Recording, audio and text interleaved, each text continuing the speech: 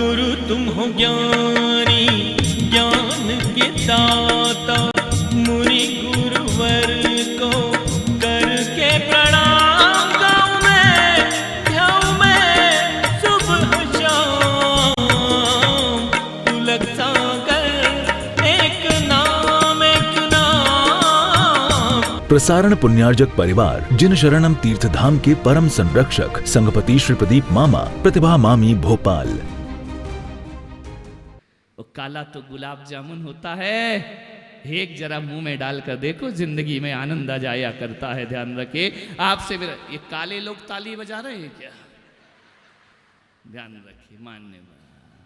ये गोरा रंग, ये सुंदरता ज्यादा देर नहीं चला करती है, आदमी का व्यवहार ज्यादा चला करता है। 80% जिंदगी में व्यवहार की कीमत होती है, 20% जिंदगी में सुंदरता की कीमत हुआ करती है। आज लाखों रुपए हमारी महिलाएं इस चेहरे को सजाने में लगा रही हैं। मैंने भी, पुलक सागर ने एक ब्यूटी पार्लर खोला है मेरे भाई।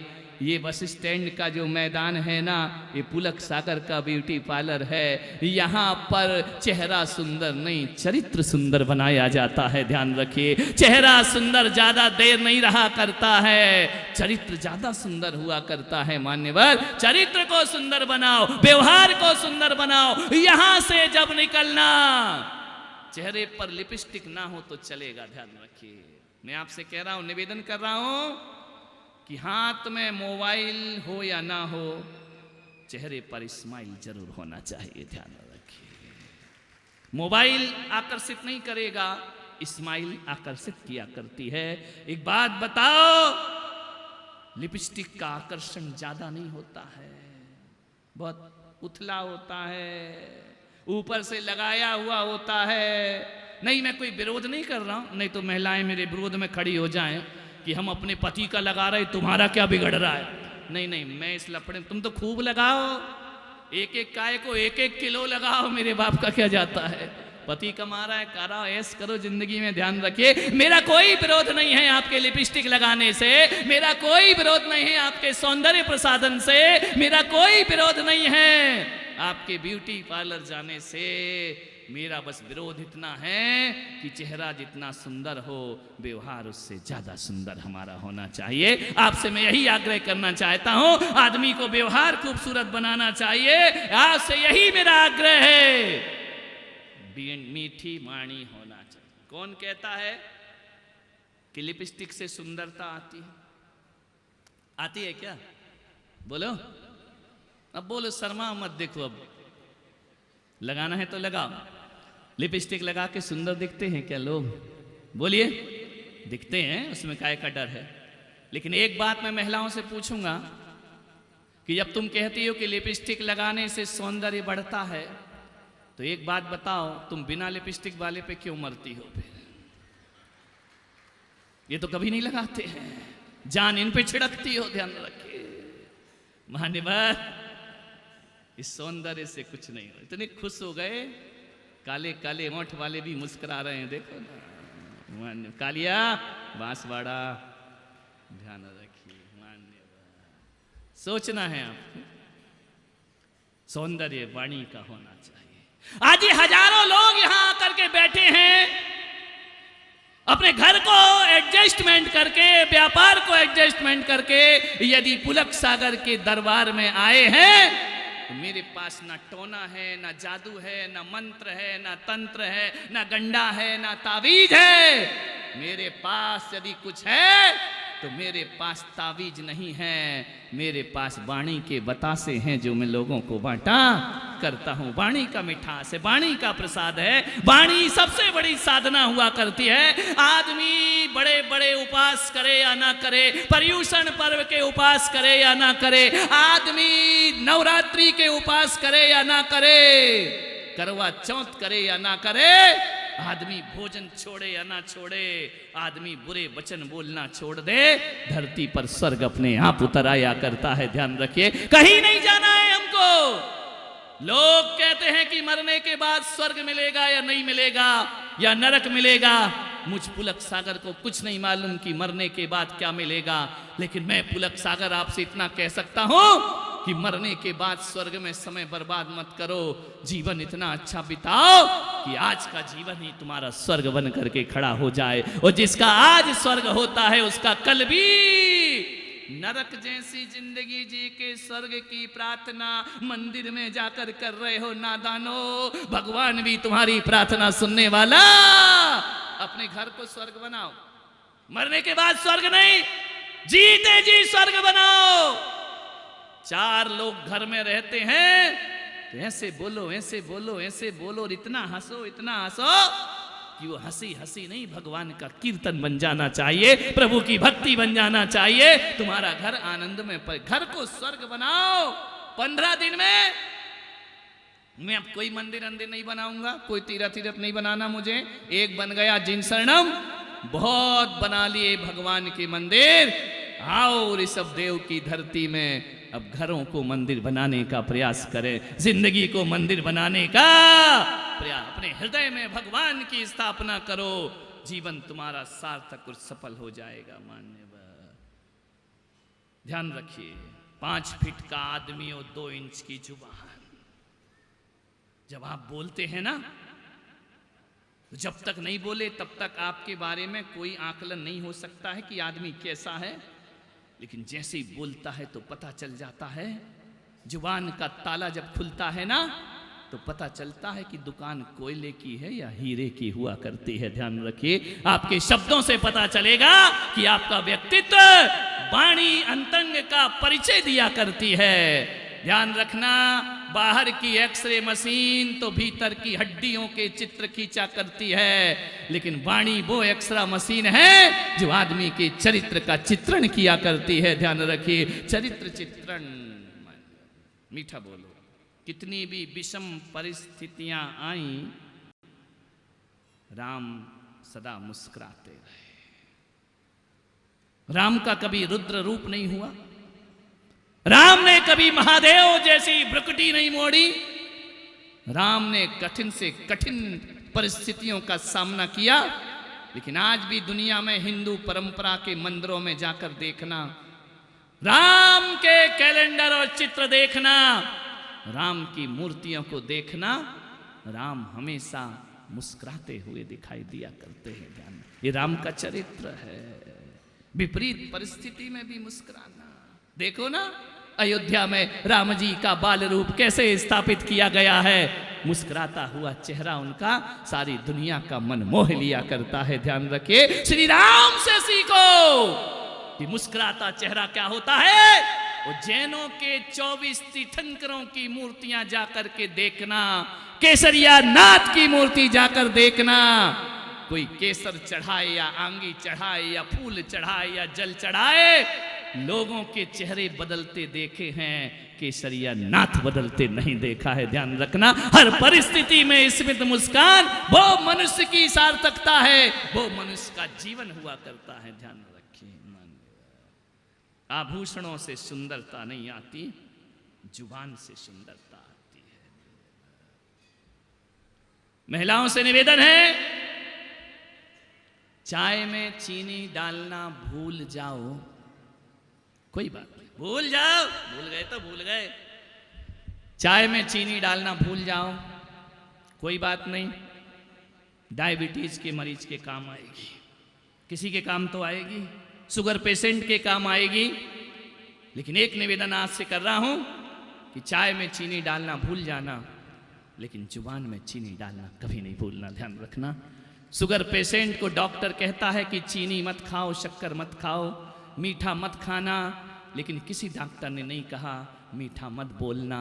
मैं आपसे कहता हूं, शुगर पेशेंट भी मीठा बोलना सीख जाए ना, तो उसकी शुगर नॉर्मल होने में ज़्यादा देर नहीं लगेगी। ध्यान रखना, उसकी शुगर अपने आप नॉर्मल हो जाया करती है, अपने आप वो बीमारियों से मुक्त हो जाया करता है। मीठा बोलो।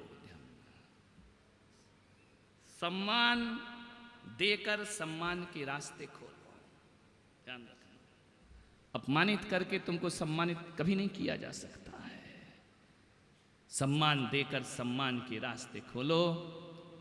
बहू को बहू रानी कहोगी तो बहू भी तुमको मम्मी जी कह करके बुलाएगी। ध्यान रखना है, वो बहू को कहा, क्योरी सो रही है, पड़ी रहती है, कुछ काम नहीं करती। वो भी कहेगी, बुढ़िया अपना टेप रिकॉर्ड बंद कर रही है या नहीं कर रही है, ध्यान रखना। जैसा कहोगे वैसा मिलेगा। एक बात पूछूं आपसे, आप सब बहू बेटी वाला परिवार है, ग्रस्त हो, आपके बच्चे हैं, आपकी बेटियां हैं, आपकी बहुएं हैं, कहा सुनी हो जाती है। उत्तर आपको धीमी आवाज में चाहिए या जोर की आवाज में चाहिए? ईमानदारी से बताना, कैसी आवाज में चाहिए? सेठ जी, आप चाहते कि आपका बेटा, आपकी बहू आपको उत्तर जवाब धीमी आवाज में दे कि बिल्कुल रविश्वासुर मर्दनी रणचंडी? कैसी आवाज चाहिए? धीमी चाहिए ना? हर बहू से, हर बेटे से, हर बेटी से यही उम्मीद है कि वो हमें धीमी आवाज में जवाब दे। तो मैं पुलक सागर कहता हूं, उत्तर पहले बनता है या प्रश्न पहले बनता है? आपसे निवेदन है, प्रश्न का जन्म पहले होता है, उत्तर का जन्म बाद में होता है। यदि आपका प्रश्न धीमी आवाज में होगा तो उत्तर भी धीमी आवाज में आएगा, और आपका प्रश्न यदि जोर की आवाज में होगा तो उत्तर भी जोर। कौन कहता है बहू बेटी जवाब देते हैं? हमारे प्रश्न ही उन्हें जवाब देने को मजबूर कर दिया करते हैं। ध्यान रखिए, सबसे पहले आप देना सीखें कि आप क्या देते हैं। आपको झुंझला के उत्तर पसंद है या प्यार से पसंद है? आपको अपमानित भाषा पसंद है या सम्मान की भाषा पसंद है? मैं तो कहता हूं, बहू बेटियां तो छोड़ो, घर के नौकर से भी इज्जत से बात करो।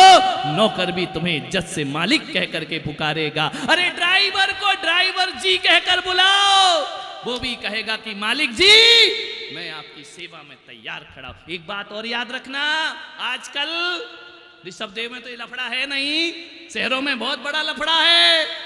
नौकरानियां नहीं टिकती हैं, ध्यान रखिए, भग जाती हैं काम छोड़ करके। हजारों रुपए दो तो भी काम करने को तैयार नहीं है। और आजकल तो ये मामला हो गया है, अध्यक्ष जी कहां गए, कि आजकल इन महिलाओं को, शहर की महिलाओं को पति की कसम चढ़ाओ तो कोई फर्क नहीं पड़ता। उनको इतना बोलो कि तेरी नौकरानी की कसम है, तो पति से ज्यादा नौकरानी चाहिए उनको। खाना कौन बनाएगा, कपड़े कौन धोएगा, प्रेस कौन करेगा?